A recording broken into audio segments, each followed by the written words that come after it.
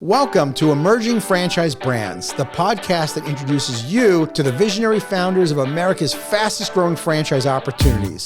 We'll also hear from industry pros as they share insights on what it really takes to achieve the elusive milestone of 100 plus locations. I am your host, Frank Fumey, founder of I9 Sports, and my 20-year journey from inception to acquisition has given me a unique perspective on how to succeed in franchising. Join me as we welcome today's guest. Well,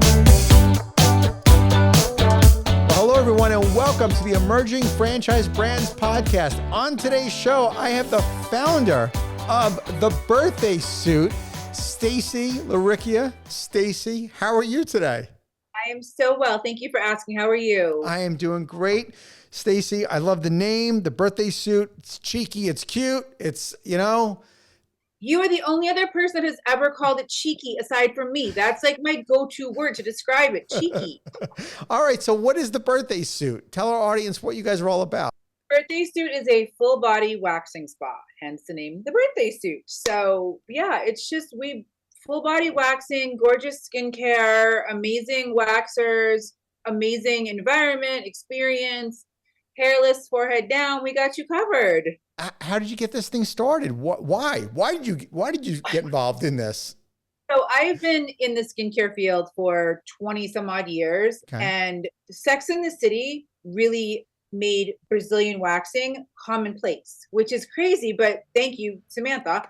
She made it not a taboo subject. So as I was an esthetician in Boston, we watched that waxing market start to really spin off, and I'm a good talker.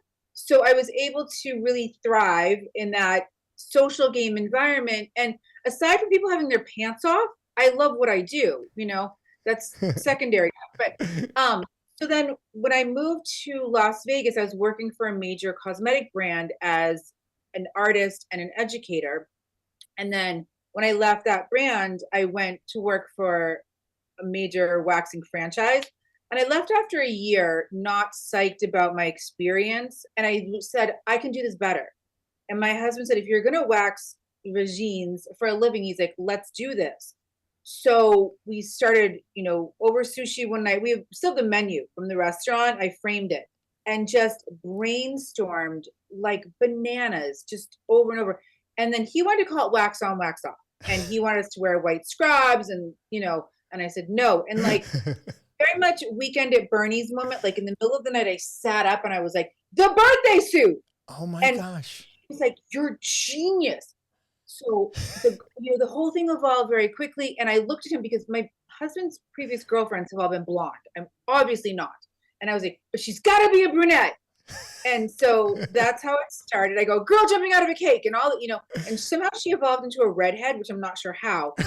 And that's how it started. And we really I knew I could do it better than anyone else because I had worked on both sides of it at that point. Yeah. I wanted to be a place where I would be a client, where I would want to work and just house it all. And so this thing came to life very quickly. We were dominating very quickly. Little things like our price point is still, even 13 years later, significantly less than anyone.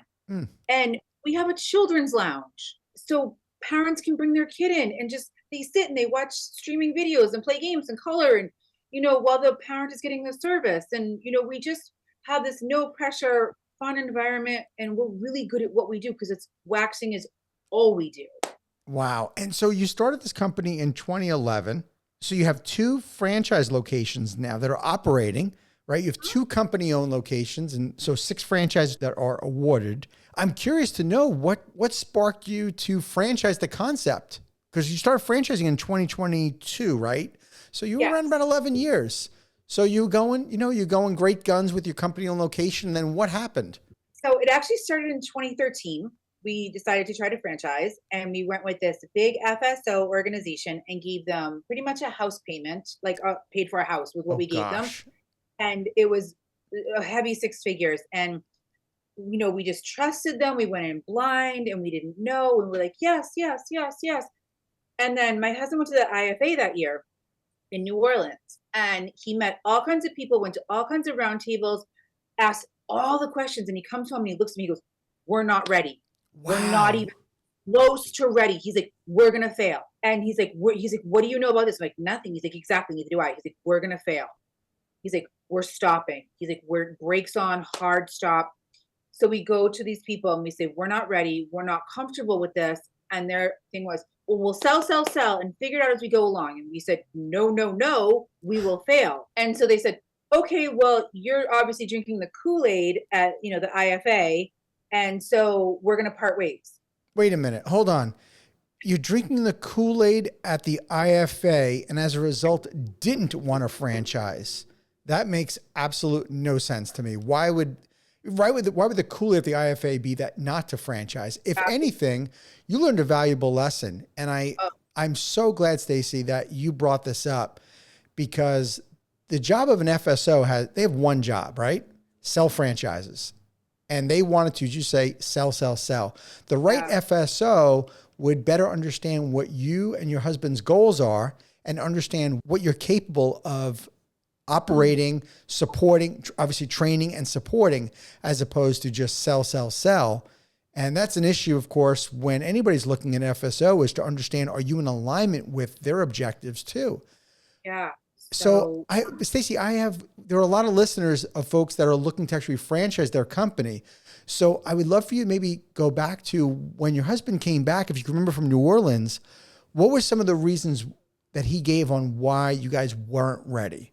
We did not have the support team in place. Okay. We did not have the proper training manuals in place. Like, we had our in-house corporate manuals, but they were not the appropriate training manuals for a franchise. We did not have the marketing systems in place. We did not have the finances in place to support this sell. We were, for lack of a term, we're not mature enough to handle what they were trying to produce out of us. And we would have been overwhelmed very quickly and would have failed very quickly. And I think why they thought we could just sell and figure it out, because, 11 years ago, this was really when European Wax Center was exploding, and Lunchbox, which is now Prestige, I forget what they rebranded as, they were bought and rebranded, but they had just signed like a 10-deal thing in Vegas, and they were launching all over the country. And, and so this FSO was like, we're going to ride these coattails and sell. This body waxing thing is on fire. Let's go. And my husband's like, we aren't ready. Like, these people all have structures in place. Sure. We don't have a corporate team. We don't have a CEO, a CFO. We don't have any of this. He's like, we're not ready. If all of a sudden they sell 10 franchises, who's going to go train? He's like, you can't be at all 10 of them. We don't have the staff to pull out of here to go train 10 locations. Mm-hmm. We don't have the finances to go send 10 training teams out. We don't have the marketing strategies in place. We have none of this. And we're going to fail. And we made this decision, and the people said, okay, well, you're fired. Like, you want to be part of that culture? Mm-hmm. And the word really stuck with me, because I was like, I didn't understand what they meant by the culture of franchising. I do now, but that was their thing, was culture. The culture of responsible franchising. And unfortunately, I saw it like years later, I saw it with a burger brand that sold like bazillions of locations, and they offered their franchisees no support. And the owners and the founders of the franchises took all this money and ran away to Israel and left everyone hanging. And I watched them all. There was a bunch of them in Vegas. I watched them all close down very quickly. And so I feel like that's the kind of same thing that would have happened to us. And yes, it was gutting to lose that much money. Sure. But we definitely dodged a bullet, because we were able to maintain the reputation of our brand. Right. So it would give us that opportunity to do it again down the road. And we've definitely made some poor decisions over the road. We still were in that like guppy phase of yes, like tell us. And Sure. we kept still spending money. But, then we finally just, after, a couple of years, we were just like, stop, like corporate, that's it, we're good. And then we made some great contacts through all of this, and the people that kept in touch with us and just kind of mentored us and talked to us. And we were looking at the trends of what was coming up and going to be hot in franchising over the next 5 years. Mm-hmm. And body waxing is the number one personal care, self-care service. And it's just really on fire right now. Self-care is on fire in general since COVID. So they're like, this might be the time to put your foot back in the water. So we went and we put together a very small boutique team. And we're still learning and still building and still getting advice and still moving at a very slow pace because we want to make sure we're doing it right. And if it takes us 5 years to get to 12 units, oh, well, those 12 units are going to be so supported. Yeah. They're going to be so successful. I don't care. Right. Stacey, I have a couple of observations I want to share. The first thing is that had your husband knock onto the IFA and talk to people, this story would have ended poorly. And tragically. The second observation I have is that most people that franchise their concept, you only got one shot at this. Mm-hmm. Most founders, like myself, sounds like you guys, you bootstrapped your company. So we don't have endless amount of capital. And most founders only got one shot. They have this pool of money that they built up. Maybe they're obviously cash flowing their company on location, or they did a friends and family deal. But most people don't get an opportunity where they lose six figures paying somebody else and to be able to make a comeback. And that's your story. You have a great comeback story because you understood that, yeah, exactly. Pat yourself on the back because you understood about franchising responsibly and how important that was, because your brand only gets one shot. Anybody can sell a franchise. There's no great skill in selling a franchise. Making a franchisee successful, profitable, having a great franchisee relationship, that's truly an art and a skill that takes a whole lot more than just having a franchise development person getting leads and be able to close the deal. So I'm very proud of you guys. That's great advice that through your experience and unfortunate experience, you got to share with others here on the show. Not all good advice is good advice, or not all advice is good advice. Like there's right. Bad advice from people who you think are only there to give good advice, and you only get one shot to make a first impression. Yeah. And if you fail, it's really hard to come back. So, my husband was just adamant, like, done, like, no, like, we're done, and it hurt for a minute. Oh, yeah. Like, I'm hard, but we're still here 13 years later. So obviously we're doing something right. You did something right. So a decade goes by from the time you initially start your company and you go back into franchising to do it the right way. So you said about opening kind of the small boutique. What was really right about it when you did it the next time around? I read a lot. I read articles. I read concepts. I read opinion pieces. I read, trending. I read, and then during COVID, I had all this time to really observe what was so important to people and what they were doing at home. And that's when during COVID, you saw self-care really just, people were doing these home workouts and all the self-care they could do because they had nothing else to do. Mm-hmm. And so you really saw the trend of all things self-care coming full circle and people recognizing it and realizing, what, this is a great industry. Maybe I never realized I needed a wax, but I'm at home and I'm watching some influencer on TikTok wax their own legs. They buy the wax, they butcher their own legs, but they go, oh, hey, maybe I'm going to try this professionally now. So, and I am for sure the one in the room that knows the least, but I'm also the one in the front row asking all the questions. So I really felt so confident in my brand, in my team, that I have that. If we were able to open 4 locations, I have that team in place that I could send out 4 training teams right now, today. Which you couldn't have done back in 2013. I couldn't have done, and I would have looked stupid trying to. So, sure. It's just, I don't know. That's great. Stacey, what was life like when you first became a franchisor now for a little more than a year now, year and a half? Like a kid at a birthday party. Like, I literally send her things. I just packed up a box just now because I made new t-shirts with a new logo on it. And I packed it up and sent it to her. If you ever could design your first franchise, she's it. I mean, she is just the birthday suit, the birthday suit, the birthday suit, the birthday suit. Everywhere she goes, if you walk by her store, she's grabbing you by the collar and she's like, you need a wax. She's just believes in me. Sometimes more than I do sometimes on myself. She believes in me. She believes in my brand, the concept, all things the birthday suit. And anytime I feel down, I look at her on social media and she's like, the birthday suit. And I just I love her. I just love her. And she speaks to people. She's so open. All these people that come in that are, looking at us and want to talk to, she's available to all of them to talk. And I just am so grateful for that. Because she represent my brand, Yeah. but she's just like everything. Yeah, she's a raving fan. And so where is she located? She's in Katy, Texas. What a great market, by the way, right? She's just awesome. Like if you met her, she's dynamic. Like she's just magnetic and you just want to be her friend. And it's hard because I can't be, because technically she sort of works for me in that weird way. So like I have to keep a weird line to keep the personal and professional separate. And but like I adore her, and she's so good at representing my brand, and her staff is so good at representing my brand. And they just are everything you would ever want. If you could build a magical, perfect first franchisee, it's Courtney and Katy, Texas. Okay, so one of the most popular questions I get from people that are new to franchising is, how do I find people to want to buy a franchise from me?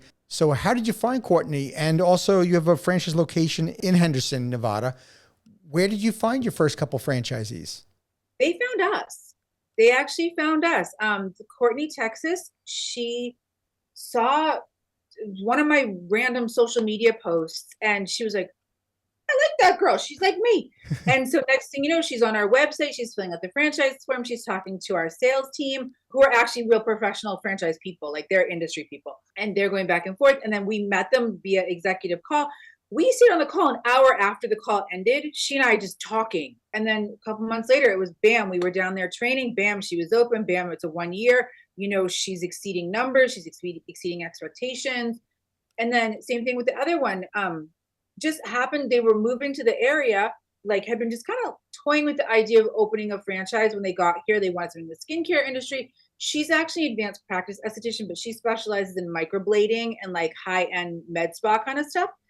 And she's like, I would love something on the side. I don't want to work there, but I kind of want something more day to day. And so next thing you know, we're getting this call from our salespeople, and they want to open in Henderson. They want to have a multi-unit agreement, things like that. And so we had a unit in Columbus, Ohio, and there's a tragic family story that happened. Unfortunately, she had to close her doors very quickly after a month.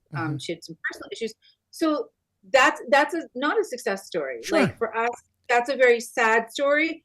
But you know, and I don't like, I feel like it reflects poorly on me, and it doesn't, because it's her, like a personal thing that happened. And it happens in franchising. Unfortunately, we're dealing with, you know, other people and they have personal lives. One thing though I like to add about that, Stacey, is that sometimes we think we're awarding a franchise to the right person, and they are the right person, it seems like, when we're meeting them.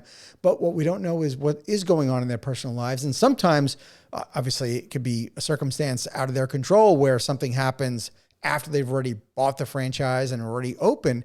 But we have to remember that when we're in that relationship with the franchisees, that there's a lot of stuff that's going on in their personal life too. And we have to make sure they're the right fit. Yeah, no, 100%. She was open for a month, and we got this email saying she was not going to open. Like New Year's Eve was her last day. She had to close. Yeah. And we were all kind of gutted and surprised. And we worked really hard to see if we could find someone who could, because legally that's now our location if we want it. Sure. We worked very hard, very quickly, to see if we could find a management team to go in there, because the staff was willing to hang around.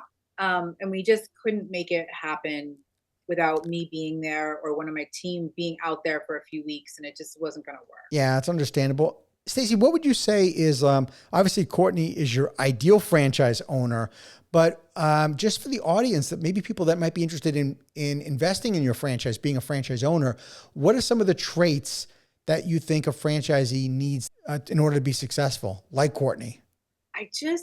We're so just a fun brand. You know, it's not serious. It's not high technology.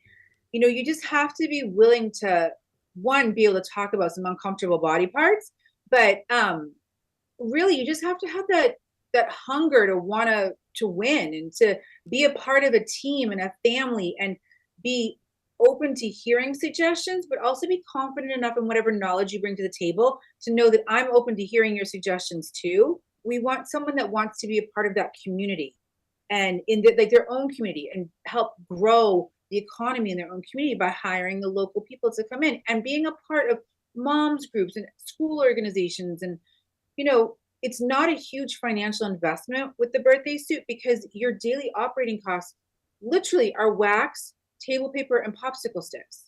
Right. That's it. That's our operating material. So a ideal franchisor is just someone that really believes in the brand and believes in the concept and can trust the process, that we know what we're doing after 13 years, and we know maybe you don't agree with how we do it, but we're doing it the right way. Mm-hmm. We're not doing it the way of some of the bigger corporate waxing brands, because we know that doesn't work. Their staff turnover is like wildfire.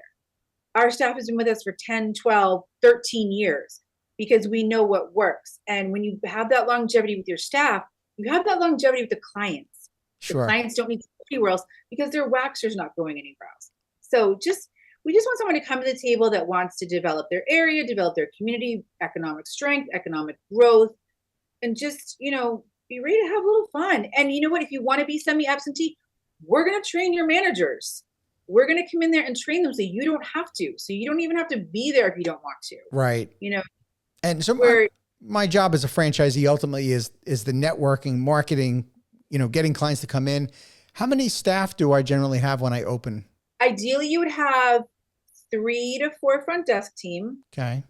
Which one of those can be your front of the house manager. There is not a position of just a manager that's necessary. Your front of the house manager should also be working your front desk. And then ideally 6 estheticians. You can run a skeleton crew in the beginning until you start seeing, okay, you know what? Wednesday nights are our busiest night. Let's bring someone else on. Like, you don't need this monster staff to start with. You can have a 10-person team, and that's going to get you going quickly. And because 86% of US women currently are receiving body waxing services at least once a month. That number is rapidly growing. 74% of men are receiving body waxing services once a month. Not even intimate waxing necessarily, although it's something like 72% of women do receive intimate waxing. But we do everything forehead down. So it's not just about the Brazilian, the bikini wax. It's about all of it. So you can do it with a small staff. You can do it with a smaller team. You can do it in podunk nowhere, because you know what? Those women still need a place to go. So they're going to drive an hour to a major city once a month, or they're going to come to you. Sure. And typically it's in a storefront in like a shopping center. And how big is one of the locations, generally speaking? The ideal footprint is about 12 to 1,400 square feet. Okay. You need 4 treatment rooms, an area for a children's lounge, a front desk, a little couch area. And that's it. I mean, the rooms are 12 by 12, 10 by 10. Like, you're not looking at this monster space. It's very economical. We're working with a great site selection team that will come in and they know what we're looking for. They know who, they know what kind of space we're looking for. And because we're so flexible as an emerging brand, you get a lot of wiggle room with us because we don't have that clout per se to demand things. So if you go in and find an old doctor's office or an old massage place, or an old med spa that's already built out, we're going to say, go with it. Some paint, some flooring, let's get you open. And then maybe in a couple of years when we have 20, 25 franchises, we'll start demanding a specific look. But right now, we just want you open and operating without going under financially. You can do this for such a little amount of money, especially if you find a location like that. And that's what our site selection team knows. They know that if they find this, to jump on it. Right. So you don't need a lot to start. Cool. That makes sense. What about the differences between what you guys do and laser hair removal? What's the advantage? Okay. So laser hair removal, first of all, works on someone like me. Dark hair, fair skin. If you are dark skinned, dark hair, it's not going to work on you. The laser cannot identify the difference between your skin and your hair. So you're not going to get results. If you are fair haired and fair skinned, it's not going to work on you because the laser cannot distinguish between the hair and the skin. So that laser is not going to be killing off that hair root. It's just going to be zapping your skin. And this is not new. This has been a fact, repeated and repeated and repeated. And it's also not permanent. It's also very expensive and it's painful. So, and the beauty of consistent waxing, you're getting the same result. It may take a little longer, but essentially you're getting this exact same result as laser hair removal for a fraction of the cost. And I don't care what color your skin is or what color your hair is. because my wax is colorblind. It doesn't care if you're blonde hair, brown hair, whatever. It's going to grab that hair and remove it. Unlike the laser, which will go, where are you? I don't see you, and just do nothing. And what about skin sensitivity to the wax? How prevalent is that? Wax is gorgeous, like gorgeous. It is amazing. You can't buy it on Amazon. You can't buy it in any professional store. You have to have an account with this company. Okay. The birthday suit is their biggest account and have been for years, because just the amount that we buy for our Las Vegas locations. The wax is a hard wax. So what it does is it wraps around the hair, gives a big hug, and takes it out. There's no strips. It's just getting the hair. It's not pulling on the skin. So it is ideal for sensitive skin because it's going to get that hair and not hurt the skin. Can you elaborate a little bit on the training and support that you offer the franchisees? So for front of the house, our systems are all integrated. So my Las Vegas location can see exactly what Katie is doing, as they can see what Minnesota is doing, as they could have seen what Columbus, Ohio is doing, as they can see what Henderson's doing. They're all integrated. So we're going to go in there, and when you first sign on, you're coming to Vegas for your confirmation day. You're getting your manuals, your introductions. You're going to meet with, you're going to get all of that. I'm going to buy you a lot of meals. I'm going to put some wine inside you. I'm going to get you all swagged out in the birthday suit. You're going to meet my management team. You're going to meet my training team. And then we are going to have you back, you or whomever, 3 of you back, where you are going to go in depth for 3 days. Okay. You are going to observe and watch and listen and see how a day-to-day of a functioning unit operates. You are going to see order closets, like minimums, and how we balance that out. So you know what you need, when to order, things like that. And then we're coming to you for 5 days. My front of the house team, my waxers, we're coming to you for 5 days, and they are long days. And we're going to go over our huge in-depth retail training with our skincare, pre and post wax, skin contraindications, all of that. And then my front of the house team and my back of the house team are separating. And my front of the house team is taking your front of the house team, and you are going through it. Before we even get there, though, our booking system has gone over and done your full onboarding. They've also done an online training for whomever wants to have it.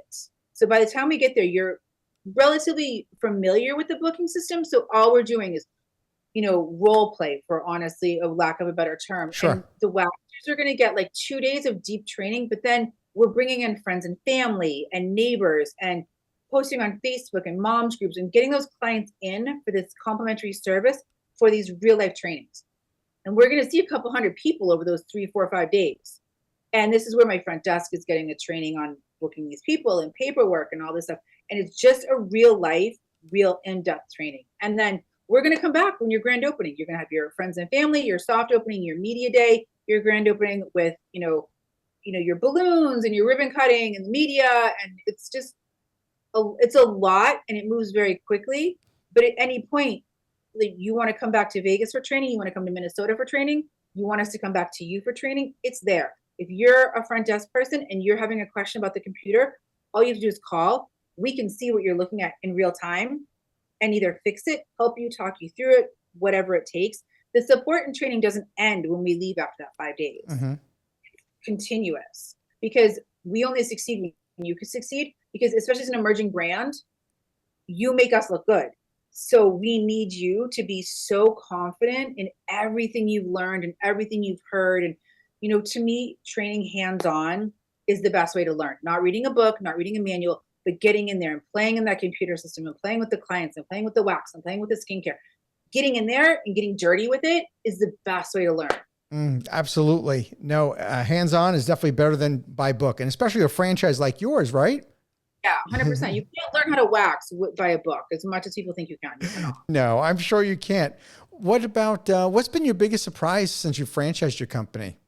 It's weird. Like, how many people are interested in it? Like, specifically my brand, I even just body waxing.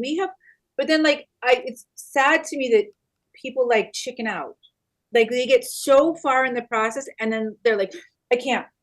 And so it's weird. Like, I've never gone into something like halfway. I'm all or nothing. So for me, like, it's surprising how many people are like, they're like, okay, like, I'm ready for site selection and we're going to come out there and sign. And then they're like, we're not going to make it. I'm like, what? Like, how? I don't, but I don't know. All of it's surprising me. Every day something surprises me. Like a cool A-list celebrity posting about us that they're wearing our skincare. And I'm like, oh, hey, where did you even get that? Because they were in Vegas or something and they had their assistant come grab it, or it's just, I don't know. I'm like a little kid still. Like, it's all exciting, this hot mess, because I'm so passionate about my brand. I just start talking. No, that's wonderful, Stacey. I going back to your biggest surprise in franchising. Look, most people don't go into business, right? And they do get scared. And you have to keep in mind that that's to your benefit that somebody doesn't go all the way to the end, because, if you force them through and they're not all in, they're not going to make it. It has to be their idea. How many people wanted to change things? Like, oh, well, can I add tanning? No. Can I add lashes? No. Like, that surprised me when we first started, that people wanted to have the birthday suit waxing, but also have like a laser hair removal or a facial part. I'm like, no, like, all we do is wax. We don't do teeth whitening. We don't do anal bleaching. We don't do laser hair removal. We wax. And we are really, really good at what we do. We wax. That's it. And I don't want to expand into anything else. But I was very surprised how many people wanted to add on. Mm-hmm. And that's like going to McDonald's and asking if you can add on Chinese food on the menu. Like, that part didn't make sense to me. Yeah. Well, it's important that you know what your brand is, and you clearly know that you're the luxury, right, waxing spa business. Affordable luxury. Affordable luxury. That's how we classify it. Affordable luxury. Because you don't need it, but you want it. So we've kept our price point some days painfully low, but it's still low enough that it's never going to be something where someone has to go, can I afford it this month? It's always something that they can just say, no big deal. Like, they can afford it. And because we're so good at what we do, and because there's no high pressure sales from my team, they're not working on you have to sell this much skincare, you have to sell this much add-on. Our clients trust our waxers, that when they say, hey, maybe you want to try this next, they trust them that they're suggesting it because it's best for them, not because they're being forced to. Yeah, no, and you're staying committed to who you are to as a brand is going to be challenging as you continue to grow. You're always going to have franchisees that are going to want to add on services, but you have to stay committed to exactly what your company does, right? To your core. What's the investment range of your business? We start out on the low end is about 114. It's like 113.7 or something like that. Mm-hmm. And it goes up to 446. And the reason this is such a huge number is because if you were to walk in, like, one of my locations, my corporate locations, was an old podiatrist office, and it had been closed for 2 years. We walked in, flooring, paint, beds, everything. We did it for $70,000. We're open. So, I mean, granted, we knew what not to spend money on, so we were able to do it for a lot less.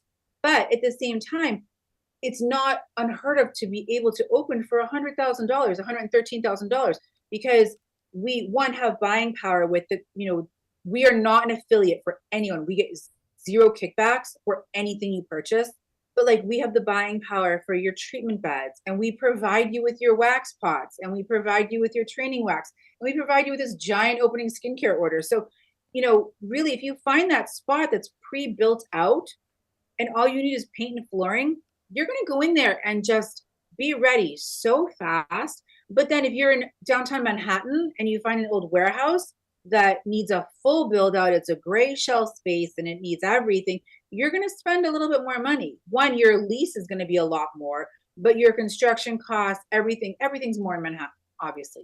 Same thing with Boston or LA. But, so that's where that high end comes from. You could also decide that you want individual computers in each room, and you want this luxury furniture and this high-end lobby area, so you have that range because you really can choose where you want to land. Okay, that makes sense. Stacey, so you've got, let's see, we got the 2 franchise operating units right now. We got 2 company owned. Is your strategy to continue just opening franchise locations, or are you thinking of maybe adding company owned as a strategy? What are you thinking? Both.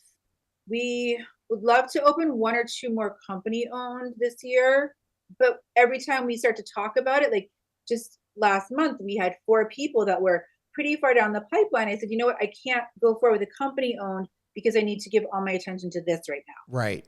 Be 100% available. So every time I think about opening a corporate location, I get this awesome onslaught of people that are super interested. So it's just going to be finding that balance where I have, whether it's they're open, they're running, and then I can do it, or maybe I just won't open any more corporate locations for another year and just see where we go. So, but ideally, I would love to open 6 or 7 more franchises within the next year to 18 months. We're ready for it. The industry is ready. The communities are ready. We're a great brand with a great product and a great owner. Great people. We're just a lot of fun, and there's no real seriousness. And I get criticized for that all the time. Like, you're not taking it seriously enough. I'm like, I love what I do. Like, I literally am living my passion, my career. I went to school for this. I've been doing it for 20 years. You don't do something for 20 years that you hate, right, unless you're not financially sunk into it. Like, I could have gone off and worked on a TV show as a makeup artist. Like, I love what I do. I'm just really good at it. I love people. I love talking. I love the social game. And I love, like, when you see a 12-year-old girl who's getting picked on at school because she has facial hair, and you wax her monobrow, you wax her lip, and you wax her chin, whatever. And all of a sudden she looks in that mirror and cries because she knows she's not going to get picked on tomorrow. It is moving. Like, people don't think that small sometimes, but it is an emotional thing to see a kid all of a sudden have this monster confidence because of something I did for them. Yeah. And that's kind of the awesomeness of it. Or like seeing someone who's maybe plus size, who they're beautiful women, and for some reason people in this industry treat them second class sometimes. Prices starting at, don't do that. So to see these plus size women come in, and they always ask, like, is it more because I'm bigger? I'm like, no, now I'm going to comp your service because you're insecure. Oh my gosh. To give them that confidence where they feel like I'm not being judged because I weigh 300 pounds. Like, they're not looking at me. They're not charging me more because I'm bigger. Like, to see someone's confidence come out like that over a Brazilian wax, it's really that awesome. Like, you don't realize the little gestures that make a big difference. Stacey, and people don't think that body waxing can do that. Right. Stacey, you love what you do, and you're changing people's lives for the better. Does it get any better than that? Buy a franchise, you'll find out. Well, that leads me to the next question. So if someone was looking at buying a franchise and they're doing their research, what's like a really important piece of advice that you give folks when they're looking at the birthday suit as a franchise opportunity? There's a lot of weird stigmas that go with Brazilian waxing and the waxing industry. It tends to get sexualized a lot, and it's not. It is so clinical that it's almost awkward sometimes. And people just need to get past that. There is no, there's nothing sexual happening. It's not a dirty service. I need to, disrupt this industry and make people realize that Brazilian waxing is normal. I don't care like who you are. It's okay if you want one. It's okay if you get one. It's okay to own a spa that does that. So just getting past that stigma of the sexual aspect of it is the biggest hurdle sometimes. Because again, people think, well, it's a Brazilian. Like, and do you question your OB? Like, no, it's the same. And just understand that it's a marathon, not a sprint. Like, coming in the next 6-7 months, believe it or not, Halloween is one of our busiest weeks of the year, which is so weird. Okay. Like, I don't want to know why. I don't either, but it's just, the industry is awesome, and it's growing and it's booming, and just be ready for that wild ride that you're going to have these days where the waiting list is just overwhelming. And then you're going to have days like January 5th where you're going, right. I got this. But the 2 weeks before that, you were sold out, open to close for 6 days straight. So sure. It's just awesome. Stacey, if someone was interested in learning more about the Birthday Suit franchise opportunity, where would they go? Thebirthdaysuit.com. There is the portal where you can fill out the information, and our amazing sales team will reach out to you and begin the conversation and find out what you're looking for, things like that. And then that conversation starts. And then eventually, once you decide, I want to learn more, then you'll end up talking to me. And, we'll have phone calls and Zooms and face-to-face. And then if you want to come out to Vegas to see a live action location, you want to go to Henderson, you want to go to Texas, wherever you want to go, like, you can go visit a location. We'll arrange that for you and accommodate that. And then, hopefully at that point, you're just signing on the dotted line and we're starting the party. And be part of the team. All right, I got one last question. I think you're perfect to answer this question because you had looked into franchising. You and your husband looked, more than a decade ago, and you did the start-stop thing. I call it the franchise tip jar because the franchise community is so generous with sharing information. So if I was an entrepreneur looking to franchise my company, before I jumped in, what would be a piece of advice that you would give me? There is a book called Franchising for Dummies. Okay. I would tell you to read it. I would tell you to ask the questions, join the franchising Facebook groups. I would tell you to figure out what you're passionate about, because you're going to be putting a lot into it. Do you want that brick and mortar? Do you want that door to door, that B2B, kind of business? Figure out what you want to put your energy in. Don't do what everyone else is doing, because it might not work for you. And there's an industry for everyone, whether it's the birthday suit or whether it's the guy painting lines in the parking lot. There's a franchise for that. But don't be afraid to ask questions, and don't be afraid to say no. People, when they're new, are afraid to stop and go, I don't understand why. And if you're aligning yourselves with the right people, they're going to stop and explain it to you. It's when you align yourselves with the wrong people that they just go, shh. So don't be afraid to ask the questions. Do your research. Know what your budget is. Know your finances. Don't go broke trying to open a franchise. And just have fun. I mean, you're literally, the franchise business model is the future of the small business. Mm-hmm. I fully believe that. And know that you're bringing an economy boost to your community, which is so great. You're doing something for your community that you live in. You're giving jobs, your cash flow. And it's just, if you look at the big picture of it, it's pretty awesome what we're all involved in. Stacey, that is great advice. I agree with you. And I wish you continued success with the birthday suit. Thanks so much for being on the show. Appreciate you, Frank, so much. Thank you so much. Thank you for tuning into the Emerging Franchise Brands podcast. For additional insights, guest applications, and to stay connected, visit us at efbpodcast.com. The Emerging Franchise Brands podcast is for entertainment purposes only, and the views expressed do not necessarily represent those of Emerging Franchise Brands, its host Frank Fiume, or Emerging Franchise Group, LLC. Any discussed franchise or investment opportunity requires thorough investigation, obtaining proper disclosure documents, and expert consultation before making any investment decisions.